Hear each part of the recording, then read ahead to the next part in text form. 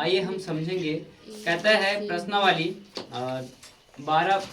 Exercise 12.3 का, Bihar board NCERT का book है 10th क्लास का।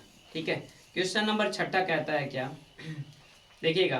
कह रहा है एक वृत्त में जब पेश का जिसका त्रिज्या 32 सेंटीमीटर है, लेकिन बीच में एक समबाहु त्रिभुज एबीसी छोड़ते हैं, वे एक डिजाइन बनाता है। मतलब ये त्रिभुज समबाहु त्रिभुज छोड़ते हुए क्या करता है, डिजाइन बनाता है। गोले से जब डिजाइन बनाता है तो क्या कहता है, जैसे कि आकृति 12.24 में आप देखे हैं, इसका छायांकित डिजाइन का क्षेत्रफल भाग, मतलब ये जो भाग बच रहा है इसी का क्षेत्रफल का क्या बोल रहा है, डिजाइन का ये क्षेत्रफल का भाग का मतलब ये दर्शाने के लिए बोल रहा है, निकालने के लिए भी बोलता है ना।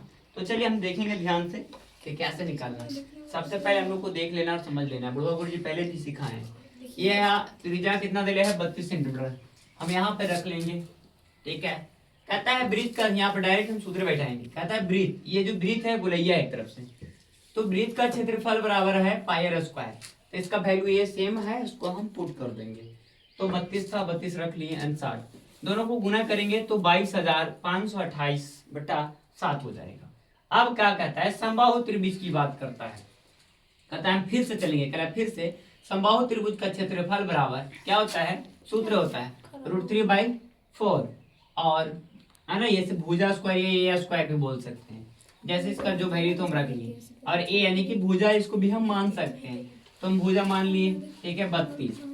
अब इसके बाद ध्यान से देखिएगा, अब ये इसलिए माना गया है ताकि वो आगे इसमें कट जाए, है ना, इसको छोटी भुजा मान लिया गया है।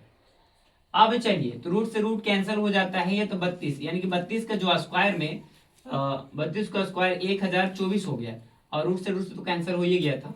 तो हमारे पास ये बचा कितना, 3, और यहाँ √3/4, और नीचे बढ़ जाएगा इधर में 1024 गुना 3 हो जाएगा। अब चलिए इन दोनों को गुना करने से हो जाएगा कितना, 3072/4। अब इधर में रूट है। अब देखिएगा, इसे 4 से हम डिवाइड लगाएंगे तो 768 बार में ये कट जाता है पूरी तरह से।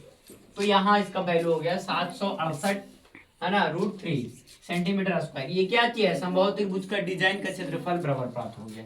आप कह रहे हैं पूरा की क्षेत्रफल, हम यहाँ पे ऐसे भी लिख सकते, अतः छायांकित भाग डिजाइन का क्षेत्रफल बराबर। तो हम ऐसे डायरेक्ट लिखे, अतः डिजाइन का क्षेत्रफल बराबर, तो कितना है टोटल, पहले तो हमारा ये आया, तो पहले ये वैल्यू पुट हो गया, और उसके बाद कितना आया ये, तो हमारा इतना ही तक के आंसर निकालना था, यहाँ तक ही निकलेगा। ठीक है, तो हम इसको लिख सकते हैं, अतः छायांकित भाग का डिजाइन का क्षेत्रफल प्राप्त हमें, है ना, इतना से इतना प्राप्त हो गया। ठीक है,